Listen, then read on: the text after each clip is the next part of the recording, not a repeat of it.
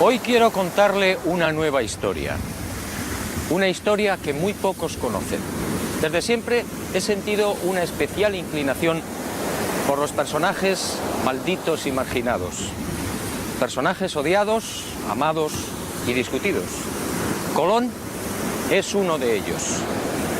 El almirante se enfrentó a todo y a todos, pero muy pocos saben de su gran secreto. Sígame y se lo contaré.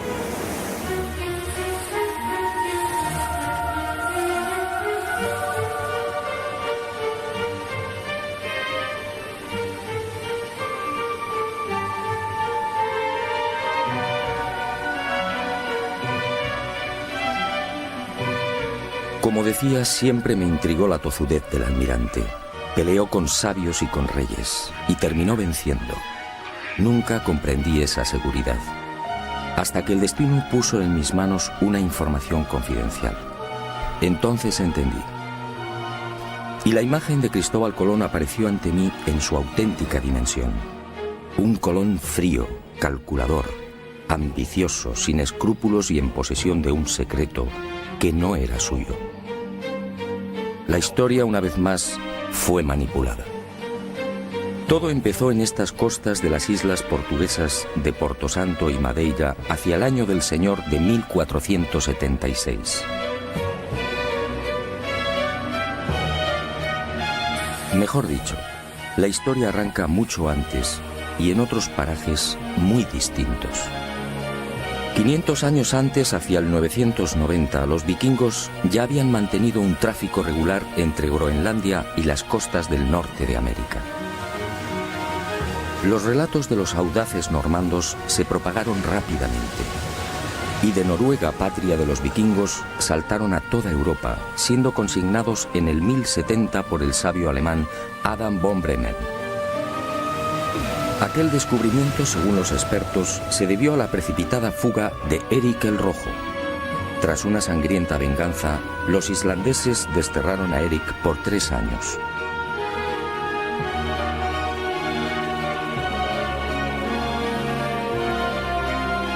Y el Rojo se embarcó rumbo al oeste con su familia y un puñado de seguidores.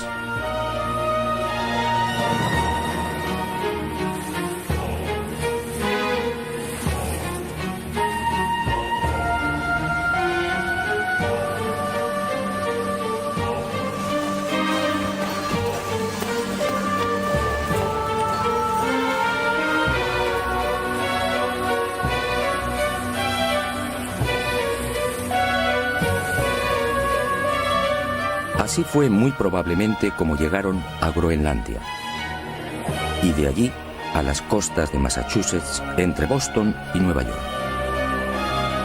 En 1311 otro audaz pueblo, el Mandinga, ubicado en las costas del África Occidental, se aventuró igualmente en el océano, y el rey Abubakari II, al frente de 2000 piraguas, tocó tierras americanas. La expedición descubriría Recife, en Brasil, pero nunca regresaron.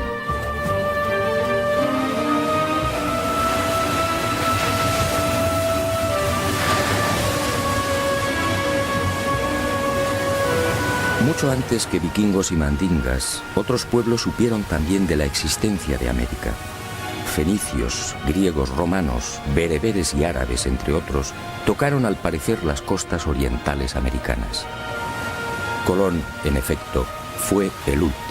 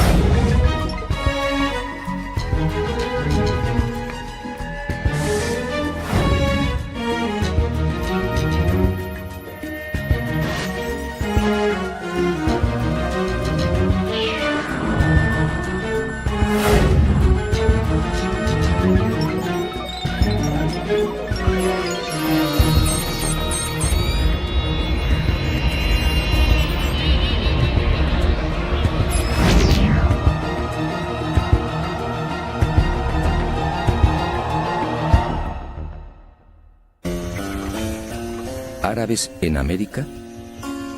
A principios del siglo XVI, Fernández de Oviedo, gobernador de la Castilla del Oro, escribe sobre algo realmente insólito. Oviedo afirma que los naturales llamaban Kebi al cacique. Kebi en árabe significa grande. Y asegura también que aquellas gentes rezaban en mezquitas. Así consta en sus crónicas. ¿Cómo entender esta presencia árabe en América antes de 1492? ¿Y cómo entender el escrito entregado por el Papa Inocencio VIII a Martín Alonso Pinzón antes del descubrimiento? El documento, procedente al parecer de la corte de Salomón, decía así: navegarás por el mar Mediterráneo hasta el fin de España, y allí, al poniente del sol, entre el norte y el mediodía, por la vía temperada hasta 95 grados del camino, hallarás una tierra de Cipango, la cual es tan fértil y abundosa que con su grandeza sojuzgarás África y Europa.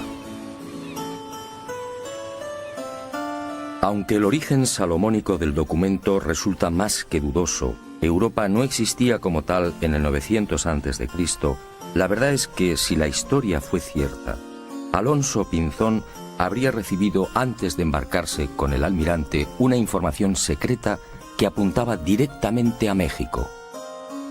Como es sabido, este país se encuentra a 95 grados del Guadalquivir.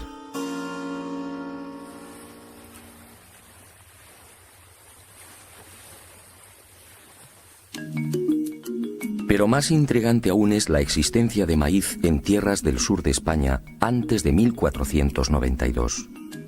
Todo el mundo sabe que esta planta es oriunda de América. ¿Cómo explicar entonces lo escrito por Alonso de Palencia con motivo de los ataques de Enrique IV a la ciudad de Granada en 1456? Según Palencia, el rey preparó la conquista de la ciudad morisca, quemándoles en verano las mieses y en otoño las cosechas de mijo y maíz.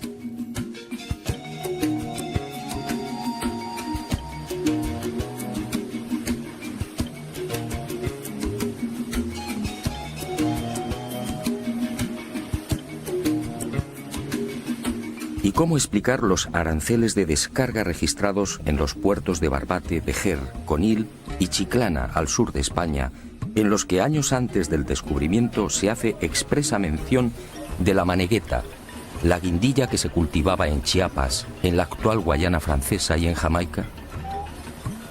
Unos comprometedores aranceles de descarga, en los que también se pasa lista a otras mercancías típicamente americanas. Aranceles, insisto, redactados antes de 1492. ¿Quién transportaba esa mercadería?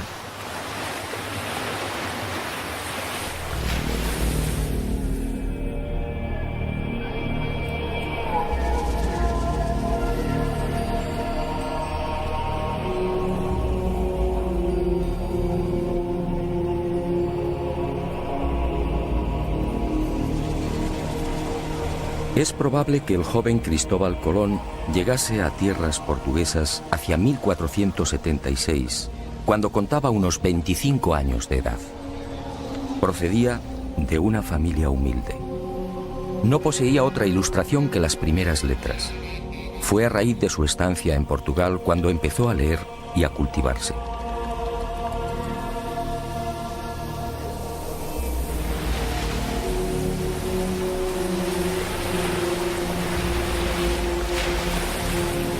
Y fue en Madeira donde entró en los negocios de compra de azúcar. En 1477 se casa con Felipa Móniz, instalándose en la isla de Porto Santo, muy próxima a Madeira. Aquí vive en la casa de su suegra. Aquí, según mis informaciones, arrancó la muy particular e ignorada historia del que llegaría a ser almirante de la mar Oceana. Una historia que Colón mantuvo en secreto.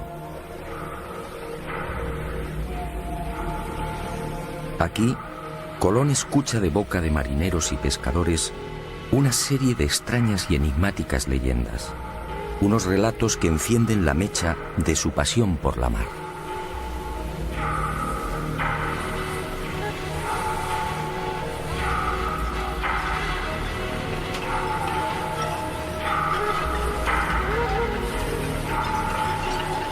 Las gentes de las Azores le contaron cómo los vientos de poniente arrojaban con frecuencia a las playas restos de árboles desconocidos en aquellas islas. En una ocasión, la mar depositó en la isla de las Flores los cadáveres de 2 hombres de caras muy anchas y aspecto distinto al de los europeos y africanos. En esas fechas, hacia 1477, en un viaje de negocios a la ciudad irlandesa de Galway, el propio Colón fue testigo de la presencia de un hombre y una mujer que habían llegado por mar y que en nada se parecían a los europeos. El genovés los tomó por chinos o hindúes, arribados a Irlanda por el occidente.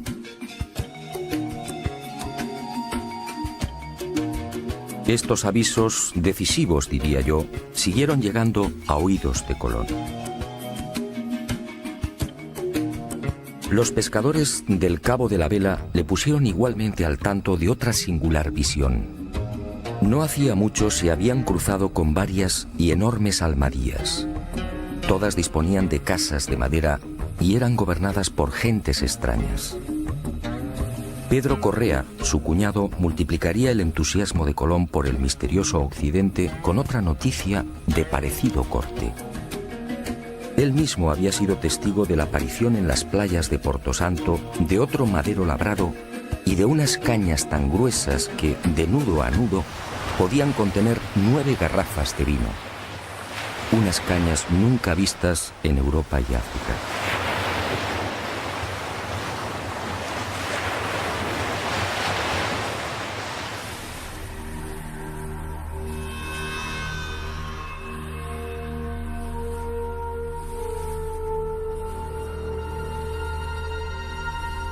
Paso a paso, Cristóbal Colón se vio envuelto en la apasionante idea de navegar hacia aquel horizonte por el que se ponía el sol.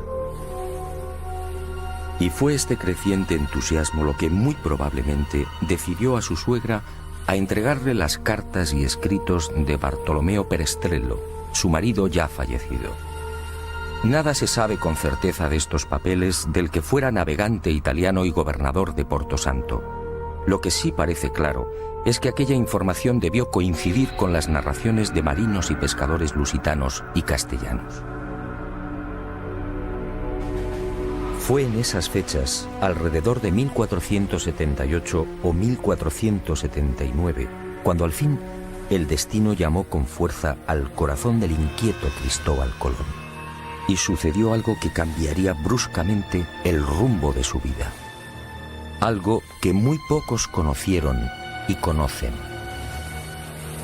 Algo que se convertiría en su gran secreto y finalmente en su gran tragedia. En esos años, la mermada tripulación de una carabela casi desguazada arriba casualmente a las costas de Porto Santo.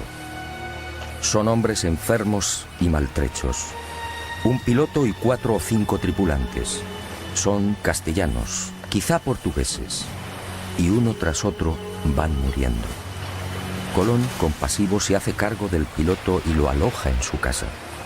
Y así, el increíble destino pone en sus manos una historia fascinante que cierra el círculo.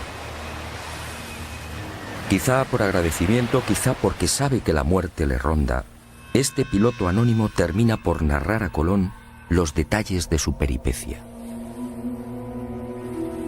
Navegando desde las costas africanas, probablemente en la región del Golfo de Guinea, la carabela que transporta madera y alimentos se ve sorprendida por una furiosa tormenta. Y los poderosos vientos alisios la desvían de su inicial derrota, presumiblemente hacia la península ibérica o Inglaterra. Finalmente, la tripulación escapa del temporal y descubre con asombro que se encuentra en mitad de unas islas completamente desconocidas.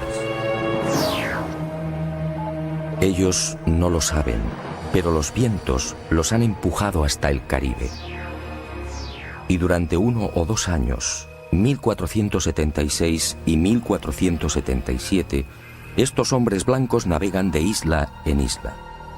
Son bien acogidos por los naturales, se mezclan y conviven con ellos, llegan a construir un pequeño fortín, descubren oro, y el piloto va tomando notas de cuanto ve.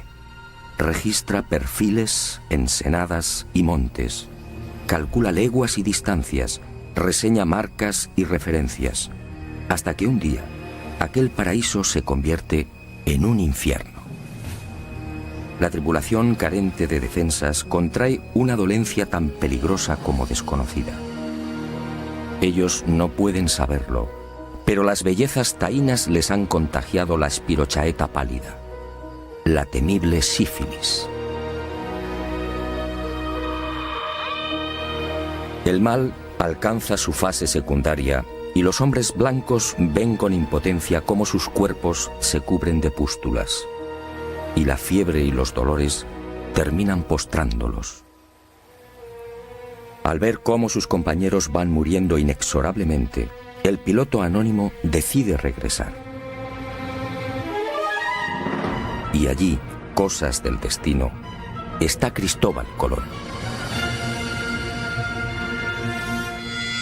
Es posible que este retorno del piloto anónimo ocurriera hacia 1477 o 1478. El navegante muere y Colón hace suya toda la información suministrada por el desdichado prenauta. Dueño y señor de la oportunísima revelación, Colón se entusiasma definitivamente con la idea de alcanzar esas tierras ignoradas, utilizando para ello el camino de Occidente. Esta asombrosa y secreta historia, guardada celosamente por el almirante, me fue facilitada hace ya 25 años por el entonces prior de los franciscanos de la Rábida, Francisco de Asís Oterino. Y fue él quien me aconsejó que consultase con los más destacados americanistas del momento. Un suceso que, según los cronistas de la época, terminaría filtrándose y propagándose. Y en 1535 apareció por primera vez en letra impresa. Todo cuanto me reveló el prior de los franciscanos se vio ratificado con creces. Uno de los expertos que profundizó con mayor ahínco y rigor en el secreto de Colón fue el catedrático español Juan Manzano y Manzano. Él, en definitiva, me lanzó al ojo del huracán de este decisivo suceso. Por más que indagué, no fue posible averiguar la identidad o la nacionalidad de este piloto anónimo. Los cronistas de aquel tiempo hablan de un portugués o castellano, quizá vizcaíno. Antonio de Fuentes y Guzmán arriesga un nombre, Alonso Sánchez, de Huelva, que dice fue el piloto que dio los papeles a Colón. Lo que sí es seguro es que a partir de 1478, unos 16 años antes del descubrimiento oficial, Colón se convierte en un obstinado defensor de la vía occidental hacia las Indias. Una tozudez enraizada en la apropiación de algo que no era suyo.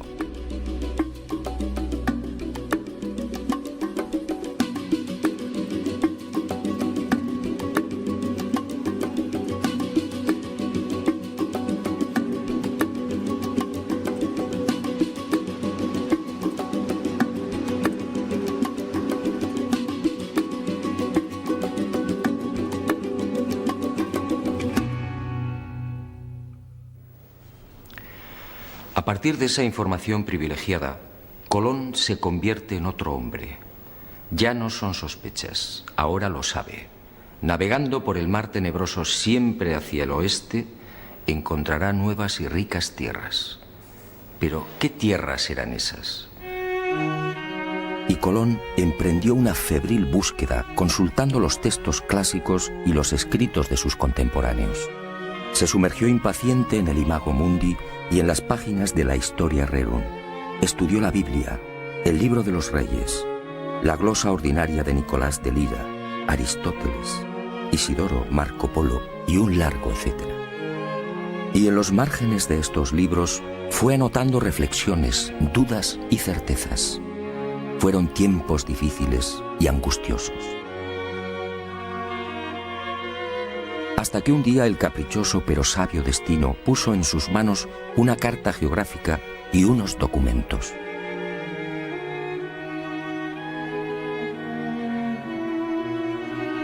Eran obra del célebre físico, matemático y astrónomo Paolo Pozzo Toscanelli.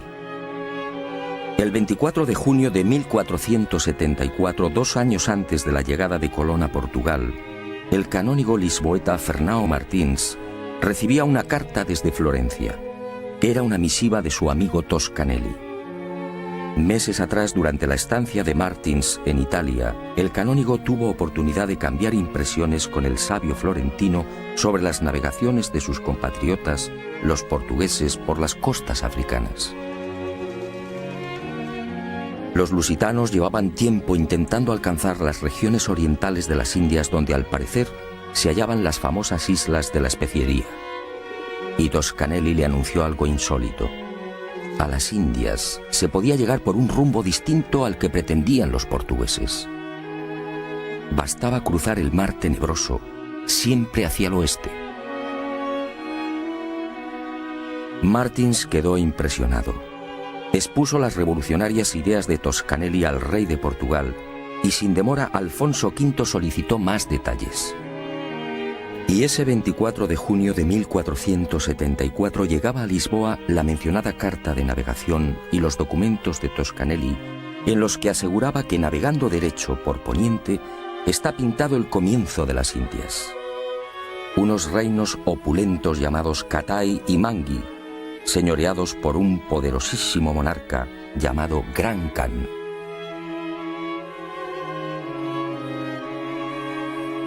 No es difícil imaginar la sorpresa y alegría de Colón al leer y repasar estos documentos de Toscanelli. Allí estaba la confirmación a lo proporcionado en secreto por el piloto anónimo. Las ideas de Toscanelli y las pistas halladas en las restantes lecturas redondearon finalmente el gran proyecto colombino. Al otro lado del mar tenebroso se encontraban las Indias. Solo había que navegar hacia el oeste, siempre hacia el oeste. Colón, en definitiva, fue víctima del mismo error de Toscanelli. Confundió la española con Zipango, el Japón actual, y América con Asia.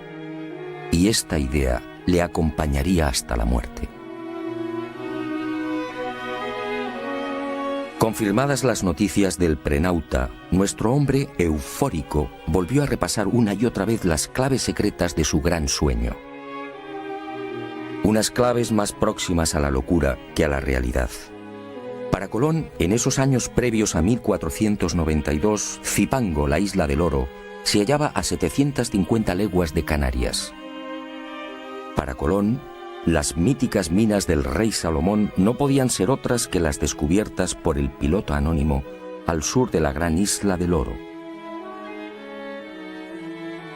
Para Colón, las tierras firmes del Gran Khan, el Catai de Toscanelli, se alzaban al oeste del Zipango, es decir, a poco más de 1100 leguas de las Canarias. Dominado por la fiebre descubridora y por aquellas lecturas, adelantándose al Quijote, Colón confunde Jamaica con el reino de Saba. Y cree que uno de los reyes magos partió justamente de esta isla. Para Colón, de acuerdo a lo narrado por el prenauta, el Golfo de Paria en las actuales costas de Venezuela era el lugar en el que se había levantado el paraíso terrenal. Y murió con el convencimiento de que Cuba formaba parte de las tierras firmes de Asia.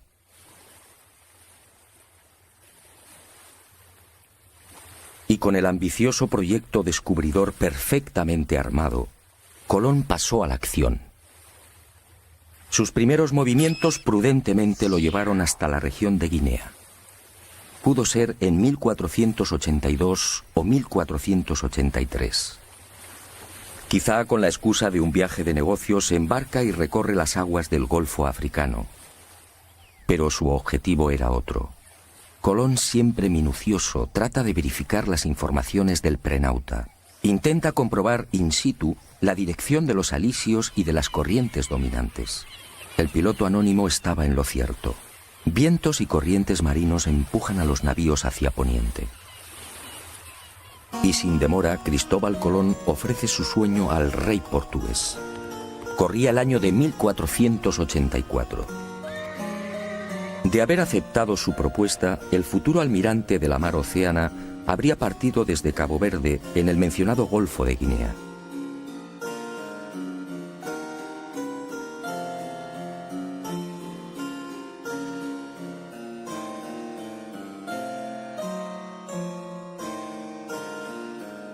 pero Juan II lo despacha con cajas destempladas.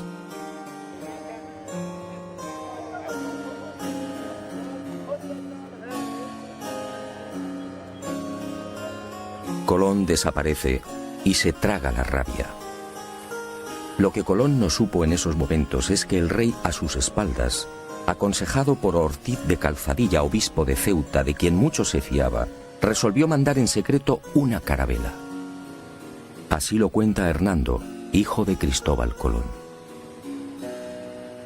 Pero la carabela enviada con brevedad a las islas de Cabo Verde no halló lo que dijera Colón. Y el proyecto colombino, como el de Toscanelli, fue olvidado por Juan II.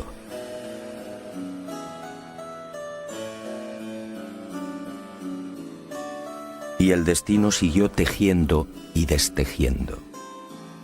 Colón supo de la turbia maniobra del rey portugués, y a esta decepción se sumó la muerte de su mujer y la pésima marcha de los negocios. Colón entonces tomó la decisión de abandonar Portugal. Corría la primavera de 1485 y decidió probar fortuna en la corte de la vecina Castilla. Pero antes, apremiado por la escasa bolsa, viajó a Huelva, encomendando a su joven hijo, Diego, a los cuidados de Violante Móniz, su cuñada.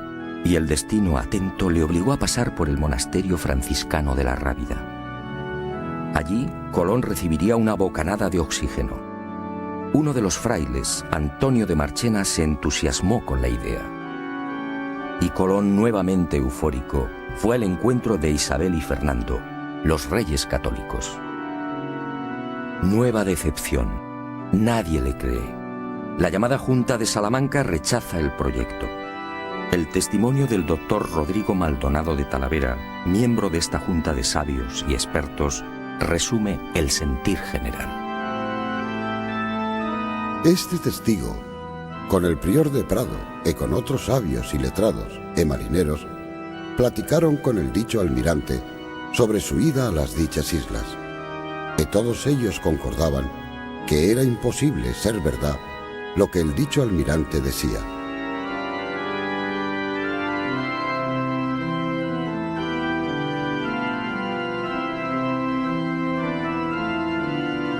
El segundo jarro de agua fría llegó en 1487.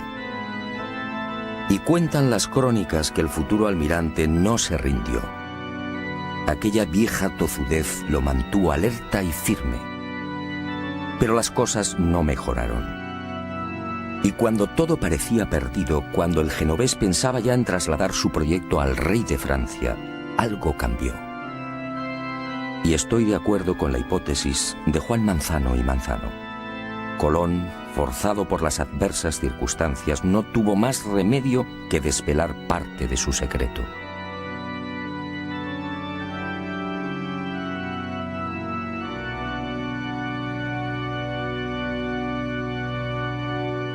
Y en abril de 1492, finalmente, Cristóbal Colón triunfa. Concluida la conquista de Granada por los reyes católicos, los monarcas firman las llamadas capitulaciones de Santa Fe. Un documento insólito, una aprobación del proyecto colombino con un encabezamiento muy elocuente. Las cosas suplicadas que vuesas altezas dan e otorgan a don Cristóbal de Colón en alguna satisfacción de lo que ha descubierto en las mares oceanas,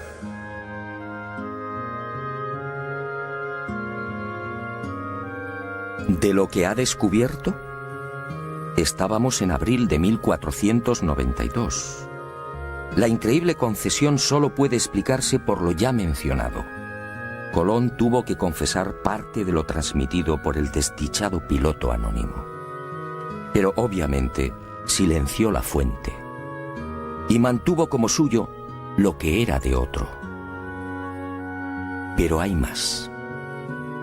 En esos sospechosos documentos previos al gran viaje descubridor, los reyes católicos, al entrar en detalles, cometen 3 indiscreciones que confirman cuanto sostengo. Conceden a Colón los títulos de virrey y almirante y le otorgan 1/10 de cuanto se consiga en esas tierras incógnitas. En buena ley todo esto debería de haber llegado después. y al proceder a la requisa de las necesarias naves, ordenan lo siguiente: para ir a ciertas partes de la mar Océana. Evidentemente los reyes católicos tenían una información privilegiada. El tercer desliz es mucho más elocuente, al designar a Diego Rodríguez Prieto como el hombre que debía facilitar las carabelas. La ordenanza real fija su sueldo en 4 meses. Y me pregunto, ¿cómo sabían los reyes católicos la duración del viaje en aquel abril de 1492? Resulta muy sospechoso que solo se equivocaran en 2 semanas. Y llegó el gran viaje. Y con él, y con las siguientes singladuras, Cristóbal Colón terminaría descubriendo sus cartas. Unas cartas marcadas.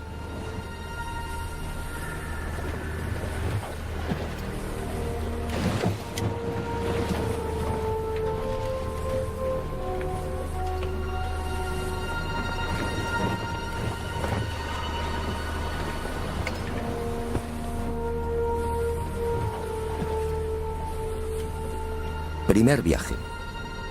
Fiel a lo consignado por el prenauta, Colón, en lugar de navegar directamente hacia Occidente, siguiendo los paralelos de España, alarga la ruta y pone proa al sur.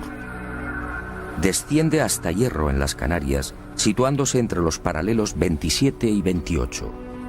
Modifica las velas de la Pinta, cambia el aparejo latino por el redondo, más útil para beneficiarse de los vientos de popa.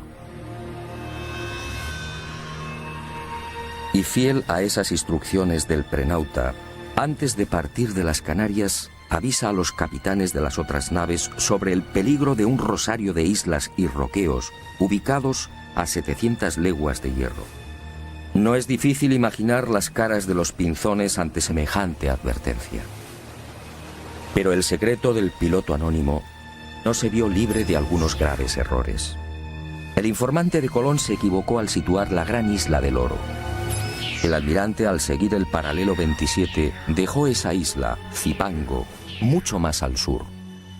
Por eso, en este primer viaje, no encuentra el peligroso laberinto de Arrecife, lo que Colón llamaba la entrada a las Indias. Y el 9 de octubre de 1492, la marinería se revela por segunda vez. Y tiene razón. Los hombres se sienten engañados. La cuenta real del almirante en esa fecha suma 1000 leguas. Él había prometido arribar a los arrecifes mucho antes. Y aseguró igualmente que Zipango se hallaba a 750 leguas del punto de partida. La situación en la Santa María, la nave capitana, se hace tan violenta que Colón reúne a los hermanos Pinzón y se ve obligado por segunda vez a desvelar parte de su secreto.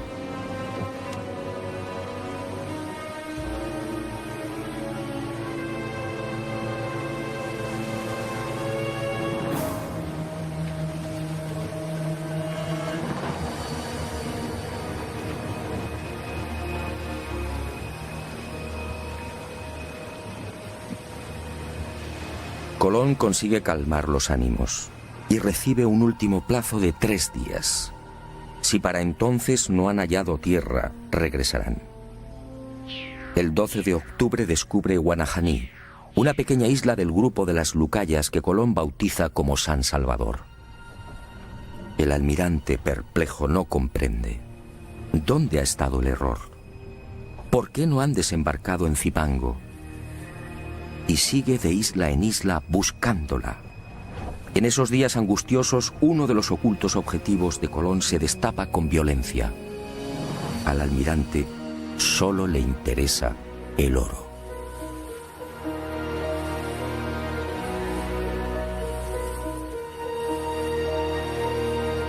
Colón deja atrás la costa norte de Cuba y, siguiendo las orientaciones de los indios, navega hacia el este, obsesionado por las minas de oro de Zipango. Y el 12 de diciembre tiene lugar otro suceso que llena de admiración a los marinos de la Niña y de la Santa María. Al desembarcar en una ensenada que Colón denominó de la Concepción, en la actual Haití, varios de los exploradores aciertan a establecer contacto con un nutrido grupo de indios. Y entre ellos, varios hombres blancos.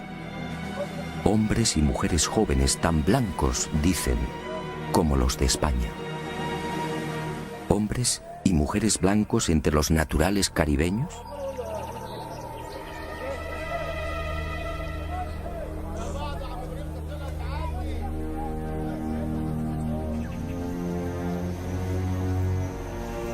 Los conquistadores quedaron asombrados, sí, pero no Colón. Él sabía por el piloto anónimo que la tripulación de aquella carabela había permanecido 1 o 2 años con los indios de la región. Y sabía igualmente que los predescubridores se mezclaron con las indias. Esta, sencillamente, era la explicación de la insólita presencia de hombres y mujeres blancos.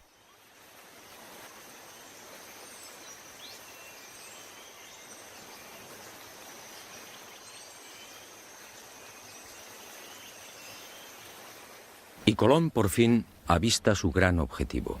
Era el 4 de enero de 1493. Allí estaba la señal que le proporcionara el piloto anónimo.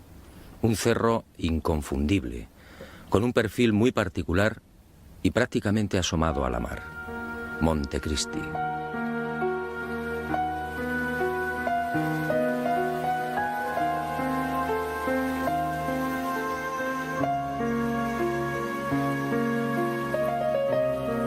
Y sin desembarcar, el almirante anuncia que allí está su ansiado Cipango.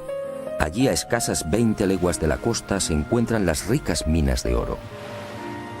Y la marinería, perpleja, se rinde ante las supuestas dotes proféticas del almirante.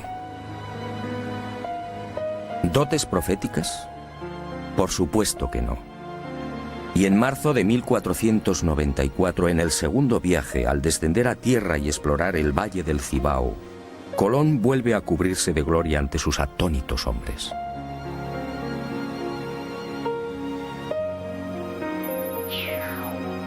Después de fundar Isabela, marcha decidido hacia el sur, y a 18 leguas exactas de la costa, tal y como había advertido, localiza las minas.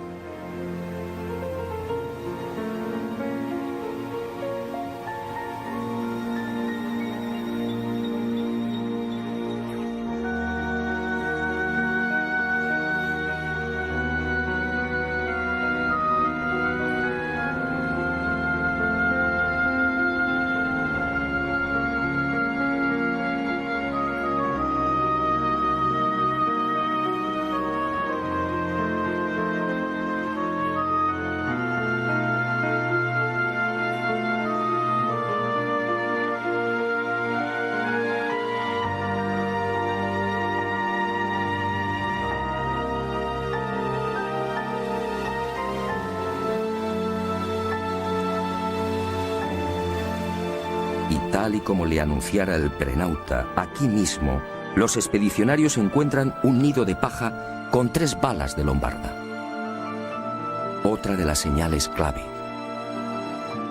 La viva y aplastante demostración del paso del piloto anónimo por la Española. Por supuesto, nadie se explica cómo han llegado las balas de piedra hasta el corazón del Cipango. Y Colón, satisfecho, guarda silencio.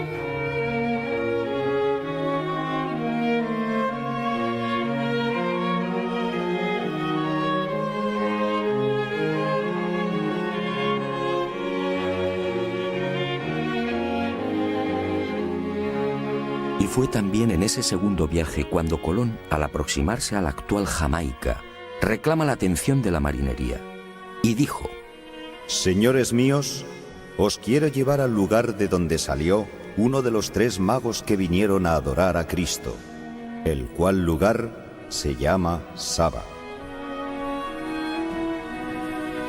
Y cuando los españoles desembarcaron y preguntaron a los nativos, estos replicaron que la isla se llamaba Sobo. Entonces, el almirante explicó que Saba y sobo eran la misma palabra, pero que los indios no la pronunciaban bien. El reino de Saba, otra de las obsesiones de Colón. Y todos, una vez más, se preguntaron, ¿cómo sabía el almirante el nombre de aquella isla sin haber puesto el pie en ella? La respuesta es elemental. Lo sabía por el piloto anónimo. Y conforme siguieron los viajes de exploración, las supuestas dotes proféticas del almirante dejaron sin aliento a cuantos le acompañaron. Así sucedió también en el segundo viaje. Durante esa larga travesía, Colón se sacó una molesta espina. En el primero, como se recordará, no pudo dar con el peligroso laberinto de Arrecife. En noviembre de 1493, en cambio, consiguió avistar la ansiada entrada a las Indias, tal y como le había referido el piloto anónimo. Allí encontró Matininó y Cariz, las islas de las Amazonas y de los caníbales, y las bautizó con los nombres de Guadalupe y Dominica respectivamente. Y fue en Guadalupe donde se registró otro desconcertante suceso que, supongo, hizo sonreír maliciosamente a Colón. Los españoles, al penetrar en una de las aldeas, fueron a topar con dos objetos imposibles: un codaste y un cazuelo de hierro. El primero, la pieza recta y vertical que remata la nave por popa, nada tenía que ver con las canoas utilizadas por los indios. En cuanto al cazuelo, ¿qué pudieron pensar los españoles? Los naturales no conocían el uso del hierro, y el almirante, como digo, sonrió para sus adentros. Aquellas piezas solo podían tener un origen, el que usted y yo estamos pensando: el prenauta. Colón, prisionero de la vanidad, debió disfrutar lo suyo con estos hallazgos y profecías. En ese segundo viaje, después del alarde desplegado frente a las supuestas costas del reino de Saba, el almirante repetiría la hazaña. Ocurrió cuando navegaba al sur de la Española. A cosa de 7 u 8 leguas de tierra fueron a divisar un montículo. Y Colón, con una seguridad que desarmó a su gente, afirmó que aquel era el lugar llamado Ofir, los montes todos de oro, las célebres minas del rey Salomón.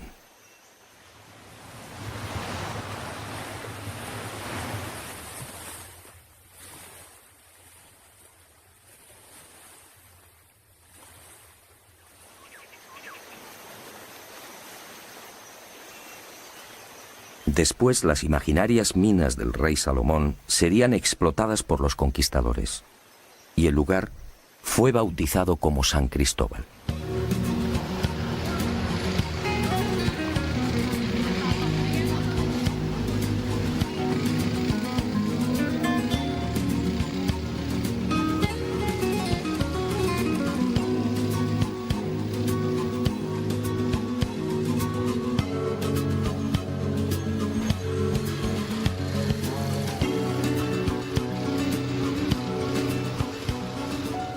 Pero la locura del almirante no se detuvo ahí.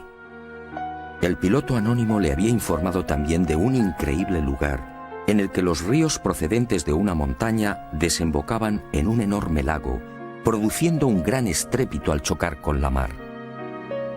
En el tercer viaje a las Indias, en 1498, Colón busca ese territorio situado a cosa de 50 o 70 leguas al sur de Zipango, según el prenauta. Y lo encuentra. Es el Golfo de Paria, al norte de la actual Venezuela. Descubre el lago, los ríos y queda maravillado al escuchar el fortísimo ruido provocado por la reunión de las aguas dulces y saladas. Y la imaginación, basada en las lecturas del Imago Mundi, le lleva a identificar aquel lugar con el paraíso terrenal. De hecho, lo bautiza con el nombre de los jardines, en recuerdo del jardín del Edén, y murió creyendo que había pisado la sagrada patria de Adán y Eva. Colón, en efecto, disponía de una información secreta y privilegiada, y la utilizó sin escrúpulos incluso para programar los viajes de vuelta a España. El primero sirve de claro ejemplo de lo que afirmo. Aquel 16 de enero de 1493, cuando toma la decisión de retornar, pone rumbo nordeste, cuarta al este. Busca el paralelo 38 frente a las costas de Virginia y desde allí, sorteando los alisios, se dirige al este. Los fuertes vientos del oeste y la corriente del Golfo lo desplazan hacia Europa. Y Colón termina desembarcando en Lisboa. ¿Cómo pudo saber que debía navegar hacia el norte? ¿Por qué evita el rumbo que había mantenido con tanta tozudez a su salida de Hierro? Colón no conocía la zona. Nada sabía de la corriente del Golfo y, sin embargo, acertó.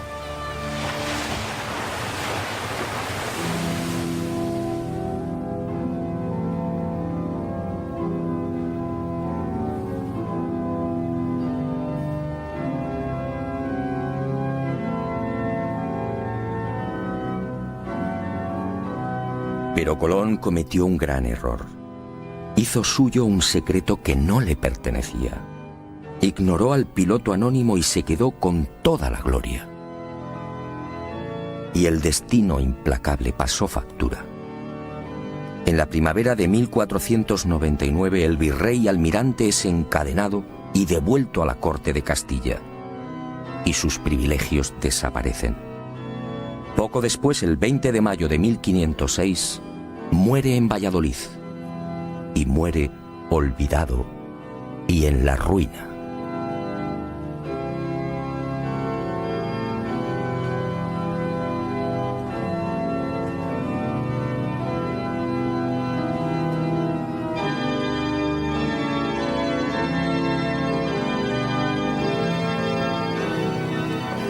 Ni siquiera sus restos descansan en paz. En realidad, nadie conoce su paradero con exactitud. Para muchos americanos, Colón descansa en este lugar, en la capital de la República Dominicana, su querida Española. Como reza el viejo adagio, no hay plazo que no se cumpla, ni deuda que no se pague.